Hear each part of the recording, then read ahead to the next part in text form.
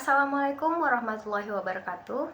Hai semuanya, perkenalkan nama saya Clara Aisyah Safira, Prodi Administrasi Publik dengan NIM 22101037, Stisipol Raja Haji Tanjung Pinang. Pada video kali ini, saya akan membahas salah satu bentuk implementasi governance digital di Indonesia melalui aplikasi BPOM Mobile. Video ini akan membahas mengenai pengertian aplikasi BPOM Mobile, klasifikasi layanan digital pemerintah, lalu fungsi dan fitur-fitur yang tersedia, serta tutorial singkat cara menggunakan aplikasi tersebut. Sebelum masuk ke aplikasi tersebut, kita perlu memahami terlebih dahulu apa itu governance digital. Governance digital adalah penyelenggaraan pemerintahan yang memanfaatkan teknologi digital untuk meningkatkan efektivitas layanan publik, transparansi, akuntabilitas, dan partisipasi masyarakat. Dalam konteks ini, aplikasi BPOM Mobile merupakan bentuk nyata dari pemanfaatan teknologi digital untuk meningkatkan perlindungan konsumen di bidang obat-obatan, kosmetik, dan juga makanan. Lalu, apa itu BPOM Mobile? BPOM Mobile adalah aplikasi resmi yang dikembangkan langsung oleh Badan Pengawasan Obat dan Makanan Republik Indonesia atau BPOM RI. Aplikasi ini bertujuan untuk memberikan kemudahan akses informasi kepada masyarakat tentang keamanan obat, makanan, kosmetik, dan suplemen kesehatan, serta sebagai sarana pengaduan masyarakat. Lalu, BPOM Mobile ini termasuk governance forward ya. Jika dilihat dari klasifikasi layanan digital pemerintahan, BPOM Mobile termasuk dalam kategori G2C atau Government to Citizen. Artinya, aplikasi ini merupakan layanan digital yang disediakan oleh pemerintah secara langsung kepada masyarakat.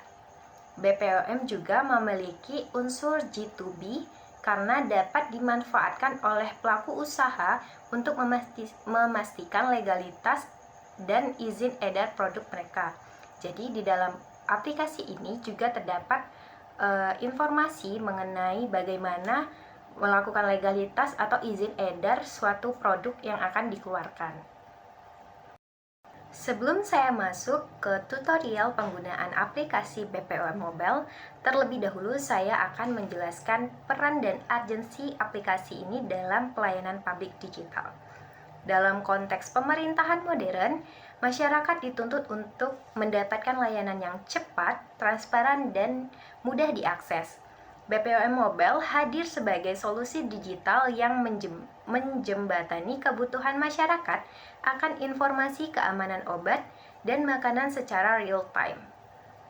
Melalui aplikasi ini, pemerintah tidak hanya berperan sebagai pengawas, tetapi juga sebagai penyedia informasi dan fasilitator partisipasi masyarakat. BPOM Mobile merupakan salah satu bentuk inovasi pelayanan publik berbasis digital yang dikembangkan untuk menjawab tantangan pengawasan obat dan makanan di era digital. Sebelumnya, masyarakat harus datang langsung ke kantor BPOM atau mencari informasi melalui website-website yang terpisah-pisah. Dengan adanya aplikasi BPOM Mobile ini, seluruh layanan tersebut dapat diakses melalui satu aplikasi di perangkat seluler. Setelah memahami peran dan prinsip governance digital dalam aplikasi BPOM Mobile, selanjutnya saya akan menjelaskan tutorial penggunaan aplikasi BPOM Mobile serta fungsi dan fitur-fitur yang tersedia. Nah, teman-teman bisa mendapatkan aplikasi ini melalui Play Store ataupun App Store.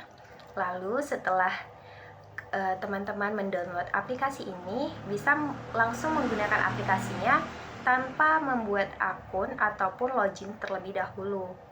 Jadi aplikasi ini memang dibuat untuk mempermudah masyarakat. Saya akan menjelaskan tutorial singkat menggunakan aplikasi BPOM Mobile. Pertama-tama kita akan membuka aplikasi Play Store. Kita klik Play Store. Lalu di sini kalian bisa mencari BPO Mobile. Kalian bisa mengunduhnya secara gratis. Di sini saya sudah mengunduh secara gratis. Kemudian kita buka aja aplikasinya. Dan tampilannya seperti ini. Nah, pada menu pertama, kita bisa langsung menggunakan aplikasi ini tanpa login terlebih dahulu. Teman-teman bisa langsung menggunakan aplikasi ini tanpa login.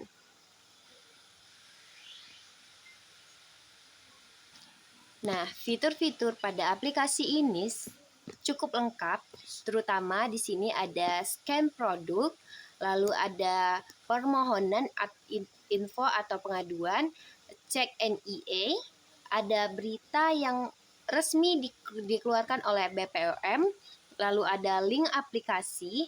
Link aplikasi ini berfungsi memberikan link-link resmi dari BPOM untuk menggunakan layanan lainnya. Lalu ada laporkan iklan. Kalian bisa melaporkan atau melaporkan iklan yang menurut kalian produk tersebut tuh belum BPOM tapi sudah diiklankan. Lalu ada sirup aman, lalu penjelasan publik, info alur registrasi produk. Pada fitur info alur registrasi produk ini termasuk G2B, di mana pelaku usaha bisa melakukan registrasi produknya melalui aplikasi ini juga. Nanti saya akan menjelaskan satu-satu secara runtun. Lalu ada info BPOM di Indonesia, serta ada produk-produk hukumnya, di mana ada PPID BPOM dan juga JDHI BPOM. Nah, di bawahnya ini juga ada pencarian, lalu barcode, serta pengaduan, dan juga profil.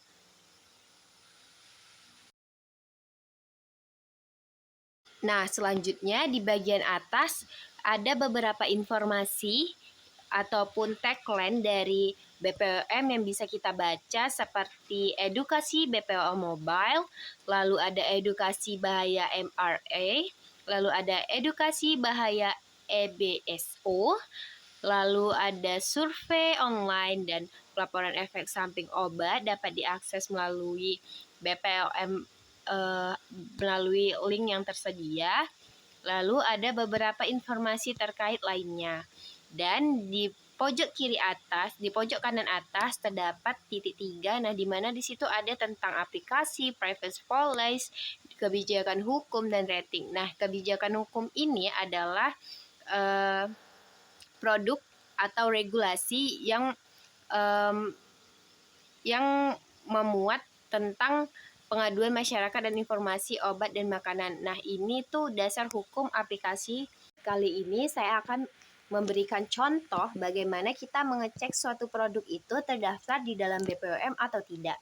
Biasanya kita bisa menggunakan scan barcode ini, tetapi kalau scan barcode ya kalian tinggal scan aja barcode yang ada di produk. Namun ada beberapa produk yang tidak menggunakan barcode. Kita bisa menggunakan ID-nya.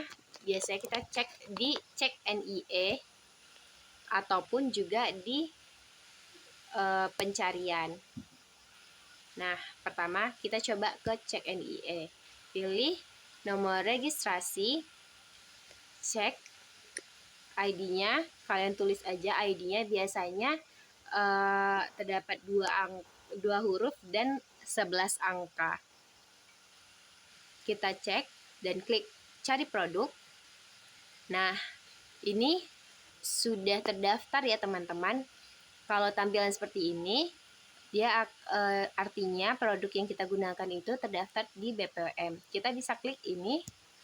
Nah, lalu kita bisa melihat informasi produk yang kita gunakan itu, nomor BPOM-nya sama atau tidak, dan nama produknya sama atau tidak. Selanjutnya di sini saya akan menjelaskan fitur-fitur lainnya yang ada di aplikasi ini. Pertama, kita bisa lihat bagaimana melakukan pengaduan. Kalian klik aja permohonan informasi dan pengaduan, kalian klik pengaduan, lalu kalian tinggal isi informasi-informasi yang dibutuhkan. Misalnya kayak masalah yang kalian hadapi itu apa, terus nama produknya apa, terus nomor izin edarnya apa, itu wajib kalian isi ya teman-teman. Dan tanggal pembelian itu kalian harus ingat kalian beli tanggal berapa, di mana, dan alamatnya di mana. Nah, lalu produknya kalian bisa masukkan di foto ataupun video. Lalu kalian tinggal kirim aja. Kayak gitu. Terus selanjutnya juga sama dengan laporkan iklan.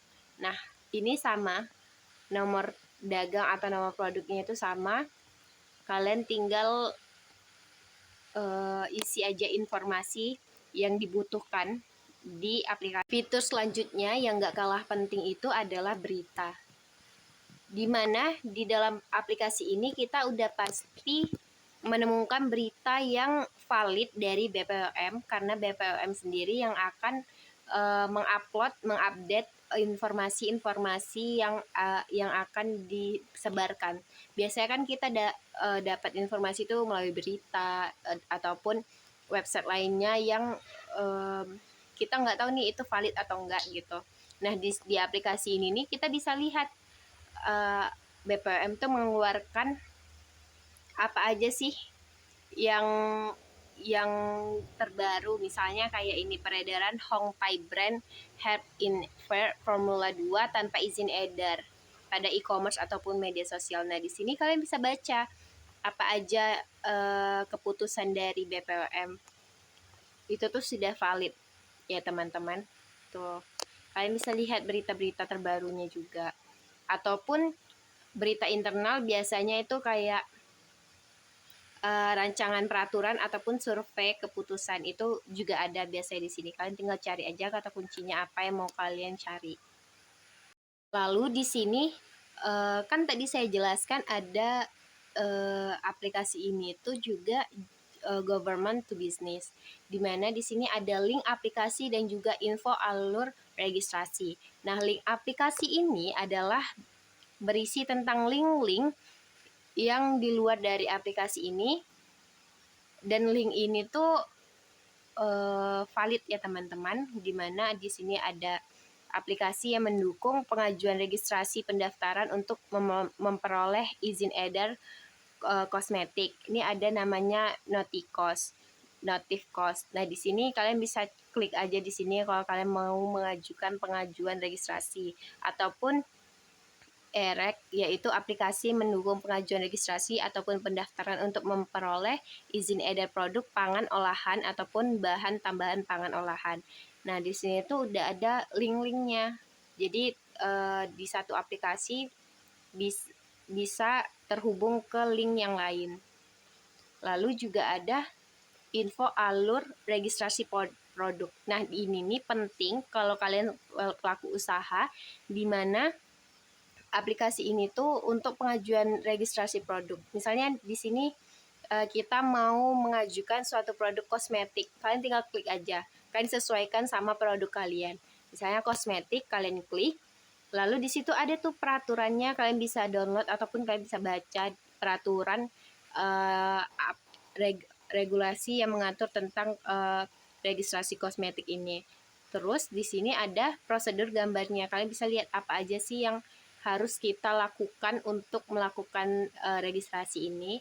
Nah, yang paling penting di sini ada kontak pelayanan.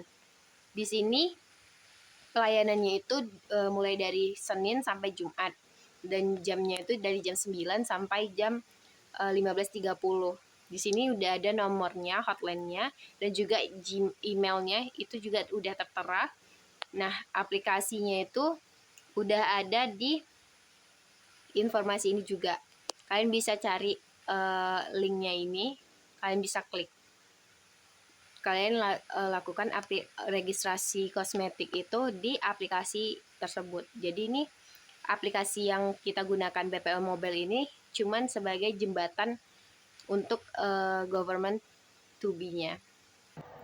Nah, itu tadi adalah tutorial singkat menggunakan aplikasi BPOM Mobile dan fitur-fitur apa saja yang bisa kita gunakan sebagai pengguna BPOM Mobile ini. Selanjutnya, manfaat BPOM Mobile dalam governance digital adalah meningkatkan perlindungan konsumen, mempercepat akses informasi publik, meningkatkan partisipasi masyarakat, mendukung transparansi dan akuntabilitas pemerintah, serta mencegah peredaran produk ilegal. Nah, dari aplikasi ini kita dapat mengetahui informasi apa saja yang dikeluarkan oleh BPOM. Kita bisa mengakses melalui aplikasi ini. Misalnya di aplikasi itu juga tadi sudah dijelaskan bahwa ada informasi yang diberikan oleh BPOM terkait produk-produk apa saja yang termasuk ilegal ataupun tidak ada izin edar dari BPOM. Meskipun BPOM Mobile ini sangat bermanfaat, masih terdapat beberapa tantangan seperti kurangnya literasi digital masyarakat, tidak semua produk memiliki barcode yang mudah diakses atau dipindai. Makanya tadi saya memberikan tutorial memasukkan nomor ID ataupun nomor registrasi suatu produk yang ada di kemasan produk tersebut. Tetapi juga bisa menggunakan barcode jika dapat memindainya. Lalu yang terakhir adalah ketergantungan pada koneksi internet. Itu seperti pada daerah-daerah 3T ya.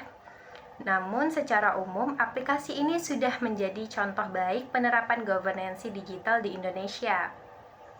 Sebagai kesimpulan, BPOM Mobile merupakan aplikasi pemerintah berbasis digital yang termasuk layanan G2C dan juga sebagian G2B yang berfungsi untuk melindungi masyarakat melalui pengawasan obat dan makanan. Aplikasi ini mencerminkan penerapan governance digital yang berorientasi pada pelayanan publik, transparansi, dan juga partisipasi masyarakat. Demikian penjelasan saya mengenai BPOM Mobile. Terima kasih atas perhatiannya. Wassalamualaikum warahmatullahi wabarakatuh. See you in the next video.